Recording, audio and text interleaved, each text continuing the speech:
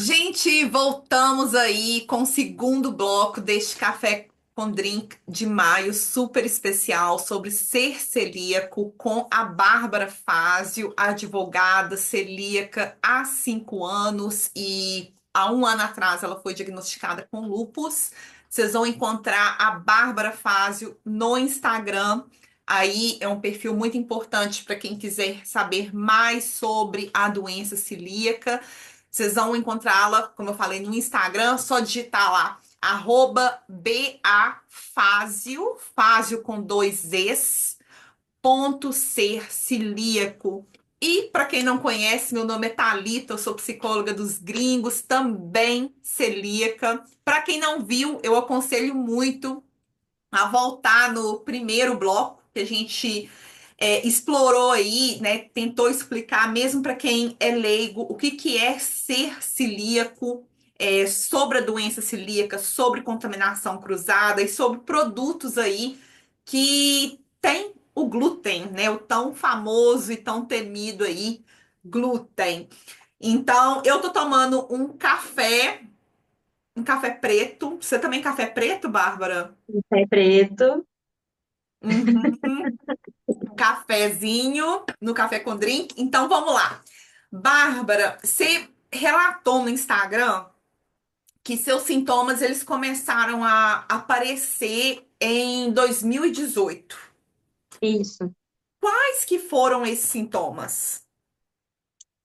Então, os sintomas mais claros começaram em 2018, mas quando eu faço uma retrospectiva da minha vida, eu vejo que os sintomas de doença celíaca estavam presentes na minha vida toda. Não sei se sempre fui celíaca, né? Isso eu não vou ter como saber, mas os sintomas mais claros foram em 2018 mesmo, em março, abril de 2018, mais ou menos. Na verdade, não. Na verdade, começaram no final do ano de 2017 para 2018. Uhum. No final de 2017, 2018, eu comecei a ter muito refluxo. Então, teve o dia de Ano Novo que eu não comi o dia inteiro, porque eu não estava conseguindo comer, para conseguir comer alguma coisa na ceia do Ano Novo.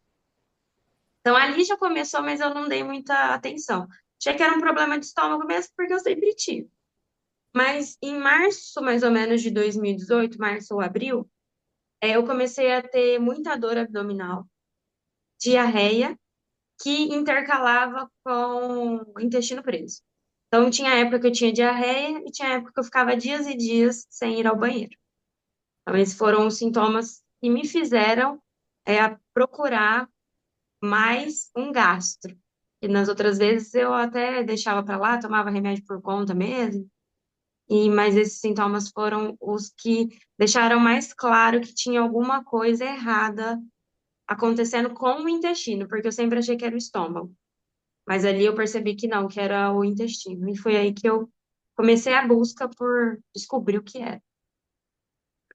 E então eu tô entendendo que foi o intestino preso que foi o sintoma assim que provocou você procurar o médico. Sim, o intestino preso alternando com a diarreia.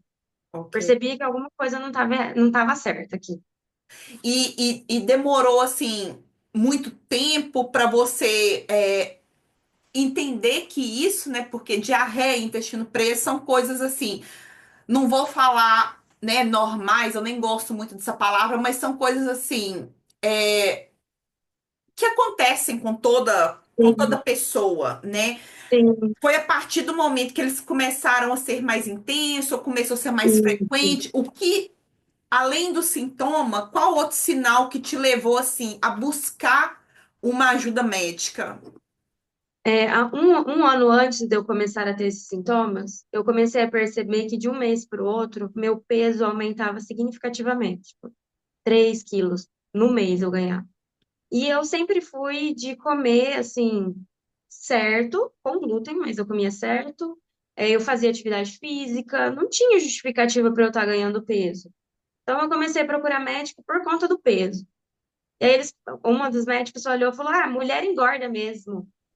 Por ano, mulher engorda 5 quilos. Aí na minha cabeça eu ficava assim: se eu for engordar 5 quilos por ano, quando eu tiver idosa, eu não vou passar na porta, porque não tem.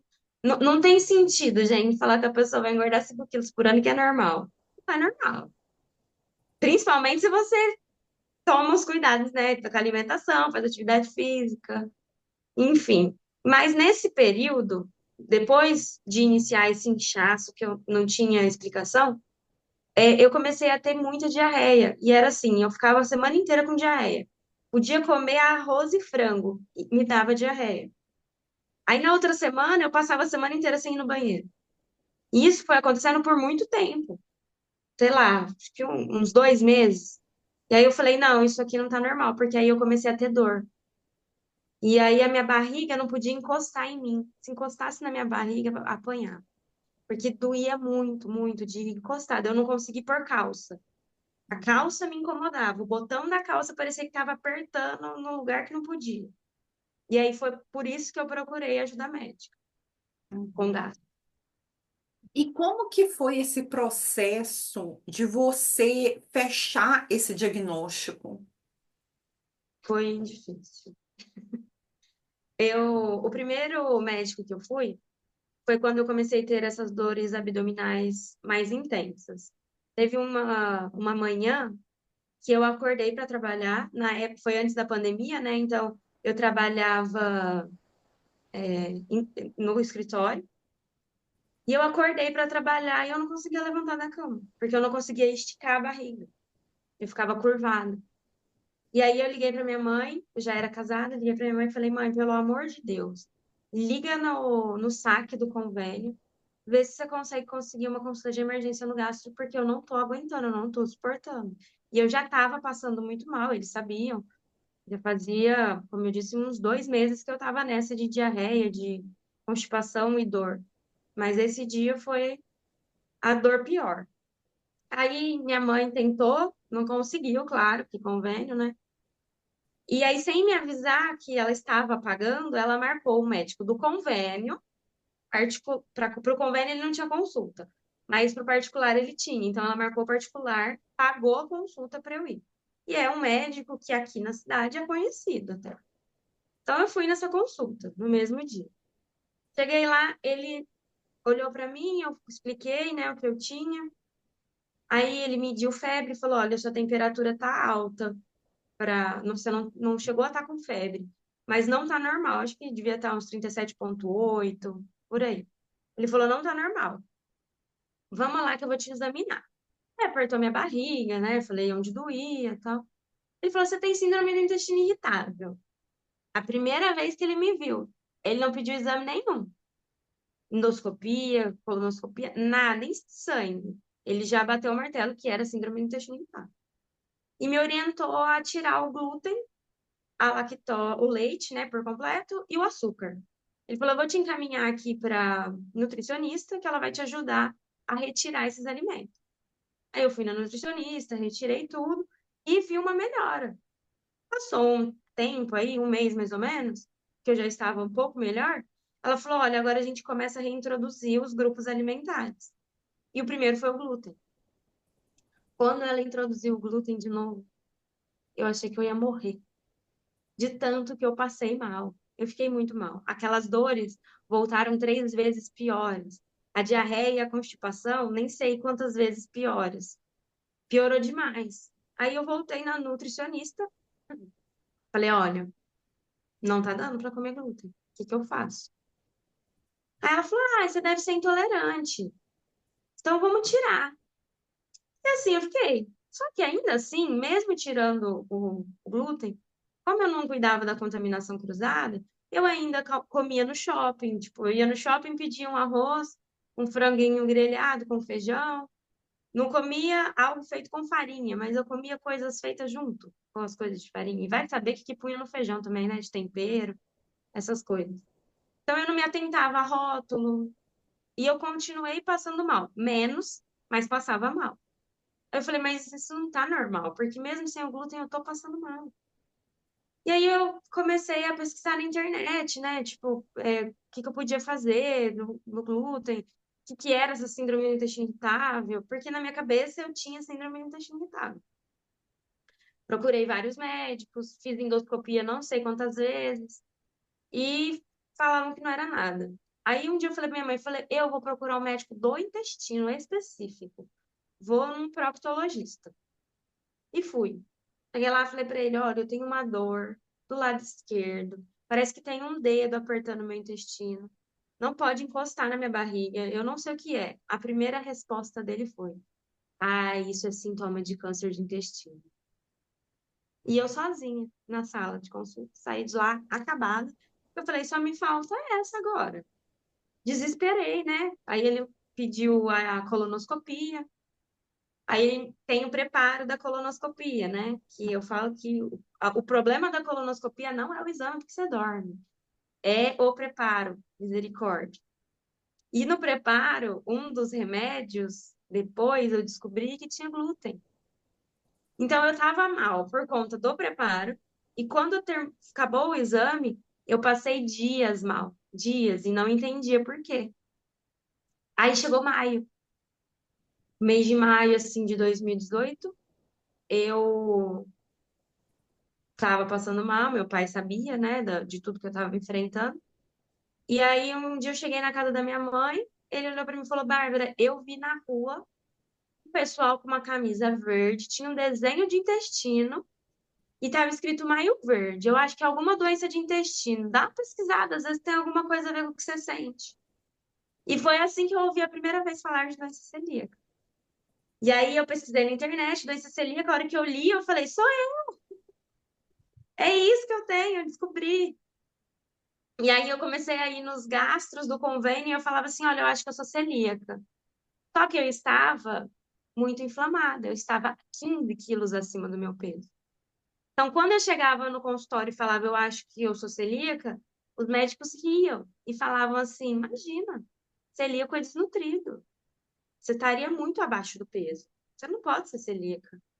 Eu falava, não, por favor, pede o exame. E eles não pediam, não pediam, não pediam. Então, eu fiquei nessa luta aí para conseguir um pedido de exame para ver se eu tinha doença celíaca de maio a novembro de 2018, para fazer algum exame. E nesse tempo todo, eu não estava comendo glúten, porque eu já só tinha entendido que me fazia mal. E aí, eu encontrei um médico que tinha um mínimo conhecimento aí de doença celíaca, e ele falou: olha, você vai precisar comer glúten para fazer os exames. 2 meses, mais ou menos, você tem que comer glúten. Eu falei: ah, legal, eu vou comer tudo que eu tô com vontade, né? Comemorei até que eu ia comer glúten de novo. Hum, não aguentei. Eu fiz, sei lá, 10 dias da dieta. Eu não consegui mais, não consegui. Eu olhava para as coisas com glúten que eu tava com vontade de comer, tipo um McDonald's, um bife à parmegiana com batata frita do shopping. E eu comia praticamente chorando, porque eu sabia o que eu ia passar depois. E aí eu não consegui fazer esse desafio do glúten, meus exames vieram negativos. E ele falou que não podia fechar o diagnóstico de doença celíaca. Ele falou que então eu devia ser uma intolerante. Quando ele usou o termo intolerante, eu pensei, ele não conhece doença celíaca, porque não existe intolerância ao glúten, Aham. né? O termo técnico é sensibilidade ao glúten não celíaco. E aí eu comecei a pesquisar, pesquisar, pesquisar. Passei o ano de 2019 praticamente pesquisando e assistindo lives do Dr. Fernando Valério para entender melhor como eu poderia chegar no meu diagnóstico, porque eu já tinha entendido que eu tinha doença celíaca, mas para eu falar que eu tinha, eu precisava que o médico me desse o diagnóstico, Aham. né? E aí eu passei aí esse tempo todo pesquisando, pesquisando, até que eu consegui marcar consulta com o Dr. Fernando. Ele me pediu os exames, eu falei para ele que eu não conseguia fazer o desafio, eu já tinha tentado, que não dava. O desafio do glúten é o comer o glúten, né, por 60 dias. E em novembro de 2019, eu levei os exames para ele, ele avaliou e falou: É, Bárbara, eu acredito que você seja celíaca. Vamos fazer os testes genéticos para a gente ver se realmente você tem o gene da doença celíaca ou não. O exame genético não dá diagnóstico, tá, gente? Era Uhum. no meu caso, por conta de toda essa dificuldade do diagnóstico. E eu fui viajar, eu tinha uma viagem marcada para dezembro de 2019. E eu falei pro Rafael, eu falei, eu vou fazer essa viagem sem saber mesmo se eu sou celíaca, porque lá eu ainda não sei como lidar com contaminação, e lá eu vou comer contaminada, porque não tenho o que fazer. Não via comer glúten, mas eu sabia que eu ia me contaminar. Aí a gente viajou, quando a gente voltou, veio o Covid. A gente voltou em janeiro, inclusive voltamos num avião da Air China. E aí em março fechou tudo, né? Aí eu comecei a trabalhar de home office. E aí nesse período todo, em casa, já não tinha mais nada com glúten. Eu já tinha tirado tudo. Foi o período que eu estive melhor. Eu nunca estive tão bem, porque eu não saía de casa, eu só ficava em casa. E eu só comia o que tinha ali. Então eu não tinha mais a contaminação. E aí foi aí que eu consegui, depois de todos esses exames, voltar com o doutor Fernando Valério, porque ele era particular, então eu tinha que me organizar financeiramente para passar por consulta com ele novamente. E aí ele falou: Olha, Bárbara, realmente você é celíaca. E a partir de agora, a sua vida é de celíaca. Contaminação cruzada, você vai ter que tomar cuidado, ler muito rótulo. E foi toda essa caminhada aí longa para eu conseguir o diagnóstico. Essa dificuldade eu acho que está presente, essa dificuldade de fechar o diagnóstico, eu acho que ela é presente aí na vida da maioria dos celíacos, né? Como eu já Sim, falei. É, pensando aí, né, na sua história, para você, qual que seria, assim, os profissionais essenciais para acompanhar a doença celíaca? olha, o essencial é um gastro para te ajudar no diagnóstico, mas, infelizmente, a maioria dos gastros não tem conhecimento por inteiro da doença celíaca. É, os profissionais de saúde, assim, os médicos, eles não têm na faculdade muitas aulas sobre doença celíaca. Inclusive, em uma vez que eu estava conversando, eu acho que foi com o doutor Fernando Valério, ele falou que na faculdade a doença celíaca ela é tratada, salvo engano, em um semestre, eu acho que duas aulas, e na pediatria. Ela não é tratada na parte de gastro como deveria ser. Porque por muito tempo teve, eu não sei como está hoje, mas por muito tempo o entendimento era de que isso era uma doença que dava em crianças e não em adultos. Tinha vários, não é tabu a palavra, mas tinha várias coisas assim. Só criança que desenvolve, você não vai desenvolver isso adulto, só magro, só desnutrido. E hoje a gente sabe que não, que qualquer pessoa pode ter doença celíaca, seja ela magra, gorda, alta, baixa, criança ou adulto, idoso, qualquer pessoa. Então, eu acho que o importante é procurar um gastro que entenda sobre doença celíaca. E hoje a gente tem algo muito bom, que é a internet, ela tem as coisas ruins, mas ela tem as coisas boas. Então, no Instagram você encontra vários gastros que você consegue ver ali se ele fala sobre a doença celíaca, se ele tem um conhecimento sobre doença celíaca.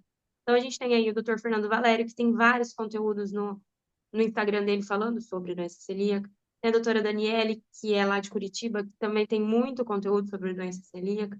Tem outros gastros também que eu sigo que falam sobre doença celíaca. Então, acho que o primordial é você procurar um profissional que saiba, se você desconfia da doença celíaca também, né? Porque senão você não vai pensar nisso. E depois do diagnóstico, eu acho muito importante procurar um psicólogo para te ajudar a lidar com esse início aí, porque é uma mudança de vida muito drástica, e uma nutricionista. Porque um dos problemas de quando a gente recebe o diagnóstico é que tudo que é sem glúten a gente acha que deve comer. E aí a gente quer comer tudo que vem no mercado. E por isso, muitos celíacos, depois do diagnóstico, ganham peso, desenvolvem aí a colesterol alto, diabetes, porque acaba exagerando em outras coisas. E a maioria das coisas, assim, não tem o glúten é substituído por outras coisas. E nem sempre a comida sem glúten vai ser mais saudável do que a com glúten. E as pessoas confundem muito isso, né? Se você for no mercado, as coisas sem glúten estão aonde? Na parte fitness. Porque sem glúten é fitness? Não. Esse é um erro aí das pessoas pensarem que viver sem glúten é ser saudável. Uma das coisas que todo mundo me falava é: ah, Bárbara, pelo menos você vai emagrecer. Não, não necessariamente. Não é porque eu tirei o glúten que eu vou emagrecer. Uhum. Então, eu acho que esses são os profissionais mais importantes: o gastro, o psicólogo e a nutricionista. Precisa desses três. E para quem tem aí uma dúvida, para quem quiser investigar, tá desconfiado se tem ou não a doença celíaca, além desses profissionais que você citou, né, para fazer o acompanhamento, Uhum. além da internet, você teria alguma outra sugestão para quem quer investigar se tem a doença celíaca, se é celíaco? Sim, tem que estudar muito sobre, pesquisar. A internet está aí para a gente adquirir conhecimento.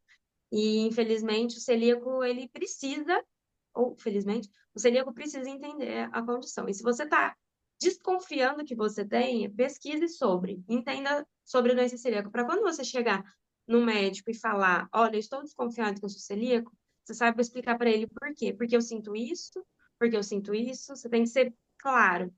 Porque alguns médicos, às vezes, principalmente os de convênio, eles limitam muito os exames que pedem.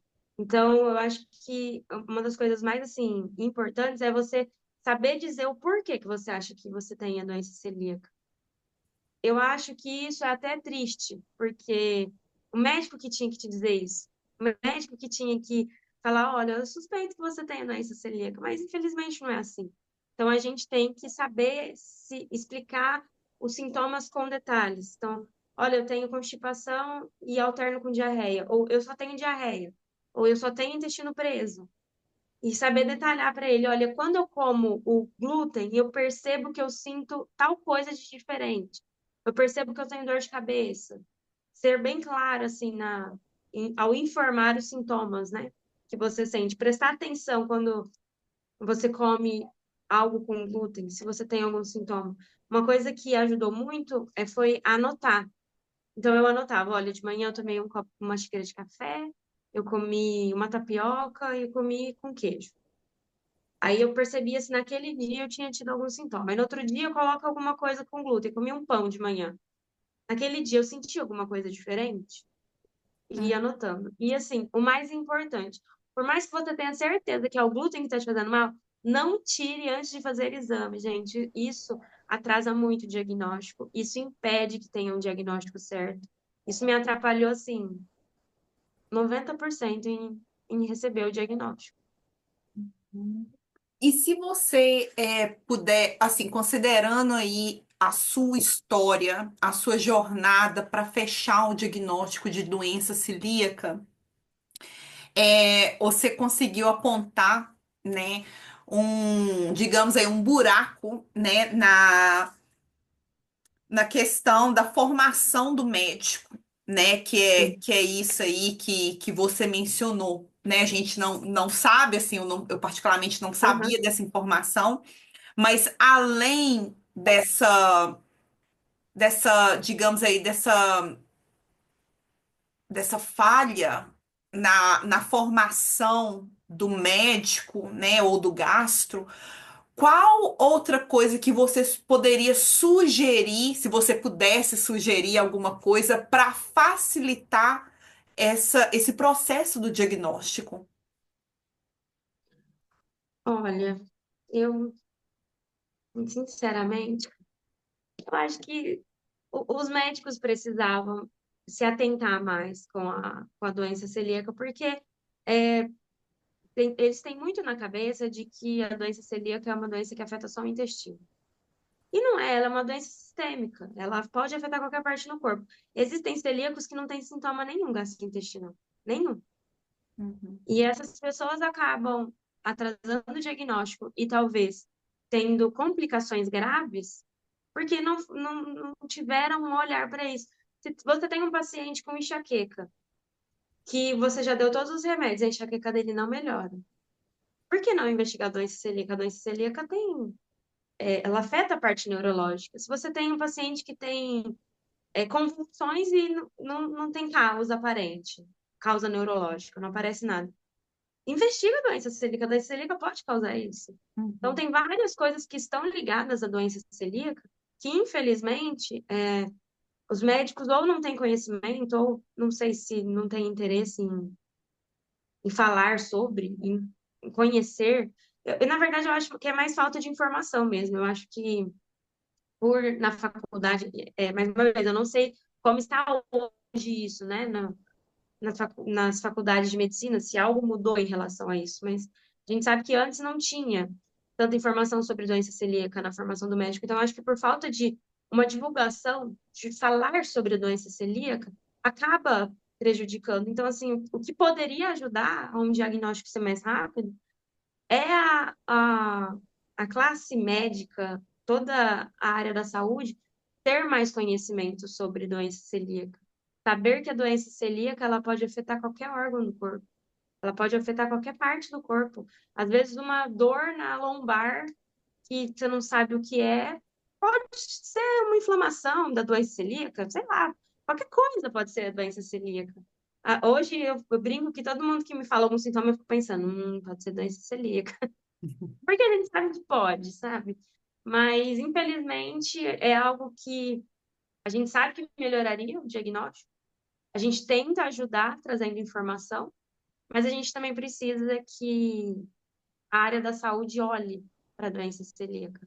Entenda que a doença celíaca vai muito além de diarreia e dor de barriga. Uhum. E qual que seria, assim, a sua mensagem para quem foi diagnosticado recentemente? Para quem descobriu, acabou de descobrir ser celíaco? O que que você falaria para essa pessoa? Calma, respira. O mundo não acabou. Quando a gente recebe o diagnóstico de doença celíaca e descobre que a gente não vai mais poder comer glúten, para mim foi muito difícil pensar que eu não poderia mais comer as comidas que eu mais gostava. Então, eu sempre fui a doida do fast food. Final de semana, para mim, a alegria era ir no McDonald's, no Burger King, ir no shopping comer meu parmegiana com batata frita. Então, isso para mim foi um baque. Não poder ir na feira comer um pastel. Eu amava comer pastel na feira. Então, isso para mim foi muito difícil. Eu acho que a primeira coisa que o celíaco sente é o medo do desconhecido, porque é uma vida nova. Mas depois que você começa a dieta certinho, que você começa a ver a melhora na sua qualidade de vida, você percebe que o diagnóstico, ele não te trouxe um peso, ele não trouxe algo ruim, ele trouxe uma qualidade de vida, ele te trouxe vida.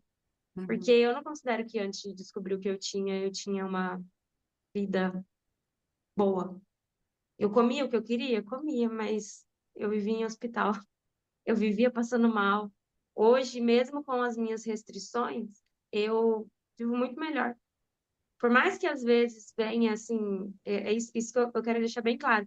A gente não se sinta mal por estar triste, porque recebeu o diagnóstico, porque tá com medo de que não vai poder mais comer, porque tá triste porque não vai mais poder comer, porque tem uma doença. Isso é normal. Até eu que assim já tenho diagnóstico há 5 anos e lido de uma forma tranquila com os diagnósticos, às vezes bate a tristeza mesmo.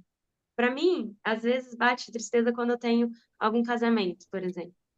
E você sabe que você vai estar ali naquela festa, e a festa de casamento se resume a jantar, docinhos e bolos. E o que que o celíaco pode comer? Nada. Então, isso, com o primeiro casamento que eu fui depois do diagnóstico, para mim foi muito difícil. Os noivos até prepararam uma sobremesa para mim sem glúten. E isso trouxe, assim, deixou o coração quentinho, sabe? Naquele momento que para mim estava sendo muito difícil, porque era o primeiro evento que eu estava indo depois do diagnóstico. Como eu tive diagnóstico na pandemia, eu tive a sorte de ficar um bom tempo sem ter evento, né? E aí, quando voltou, que eu comecei a sentir esse baque. Então, assim, vai ser difícil, você vai sentir medo, você vai se sentir excluído, você vai se sentir mal com o olhar das pessoas. As pessoas vão te questionar e falar: tem certeza? Você comeu até hoje, tá viva? Mas continua firme, procura grupos de apoio de celíacos. Ó, ter um grupo de celíacos me ajudou e me ajuda em vários momentos, porque a comunidade celíaca é uma comunidade, tem assim, as pecinhas, mas é uma comunidade acolhedora, a gente se apoia, a gente troca experiência e conversar com uma pessoa que tem a mesma condição que a sua, que passa pelas mesmas dificuldades, é muito bom mesmo. Isso traz assim um certo conforto, conversar com alguém que entende o que você está passando, porque os nossos pais, os nossos maridos, as esposas, eles tentam nos entender e nos acolher, mas conversar com alguém que vive a mesma coisa que você é diferente. Então, procure um grupo de apoio, procure uma terapia. Não é fraqueza você reconhecer que você precisa de ajuda para passar por esse processo. Na verdade, eu digo até que é um ato de coragem quando a gente reconhece as nossas limitações e sabe que precisa de ajuda. E eu acho que isso é a parte, assim, principal do diagnóstico, entender que vai ser difícil, mas que em um determinado momento você vai olhar para trás e falar: ainda bem que eu recebi o diagnóstico. Você fica pensando muito na cura? Não, eu já pensei mais na cura. Eu até falei na live que eu fiz que algumas vezes eu falo que o diagnóstico, por mais que me deu um diagnóstico de uma doença, que ninguém quer ter doença, mas ele me trouxe cura, porque eu tenho a doença celíaca, ela tá aqui. Tá adormecida. Se eu comer glúten, ela vai acordar. Mas ela me trouxe cura de tantos sintomas. Olha, a última vez que eu fui num pronto atendimento, eu não sei nem dizer quando foi. Para uma pessoa que ia quase toda semana, eu me considero uma pessoa curada. Não da doença celíaca, mas curada de, de tantas outras coisas que eu sentia, de tantos outros problemas. E de tantos outros problemas que eu poderia ter se eu não tivesse o diagnóstico, e que graças a Deus eu consegui o diagnóstico e hoje eu posso olhar para trás e falar, ainda bem que eu tive o diagnóstico. Então eu não fico pensando muito na cura, não. Eu penso nos remédios que estão testando aí, que eu fico louca para ter um remédio para contaminação cruzada. Isso eu penso bastante. Mas na cura, não, não é, já foi algo que me angustiou mais. Eu venho de uma família cristã, né? Eu frequento uma igreja cristã, então a gente acredita que Deus pode fazer um milagre e curar. Mas isso já me angustiou muito. De pensar, poxa, Deus, por que que eu tenho isso? Você não vai tirar isso aqui de mim, não? Mas hoje eu não, é algo que não me entristece mais, não é algo que eu fico esperando ansiosamente, de tipo, vou ser curada, não quero ter doença celíaca. Claro, ninguém quer ter uma doença. Mas eu já entendi que ter a doença celíaca vai muito além hoje para mim do que um diagnóstico de doença. Poder ajudar outras pessoas que estão na mesma condição, levar informação, eu entendi que é meu propósito de vida. Então, hoje eu levo isso de uma forma muito leve, muito natural. Não é algo que me pega mais, pensar em cura da doença celíaca. E bom, nós vamos continuar nosso papo que eu tô amando. Tem outro bloco. Espero que você não fique com raiva. Tá cheio de bloco, tá, gente? Mas Imagina, todos tô valem a pena. adorando. Então, ó, nós vamos continuar no próximo bloco e aí a gente vai tentar meio voltando aí o que você falou, né, que a doença celíaca, como toda doença autoimune, ela é sistêmica no sentido aí de afetar várias partes do corpo, né? E no próximo bloco a gente vai tentar aí dar uma atenção mais especial em como que a doença celíaca afeta o nosso cérebro, né? A nossa Sim, saúde mental. Eu acho que de tudo aí que você falou já dá para dar uma ideia, mas eu acho que a gente vai focar mais nisso no próximo bloco. Então, Bárbara, você coloca um pouquinho mais de café, eu também vou colocar, vamos, e a gente vai pro terceiro bloco, tá bom? Vou dar combinado. parar aqui, tá? Tá.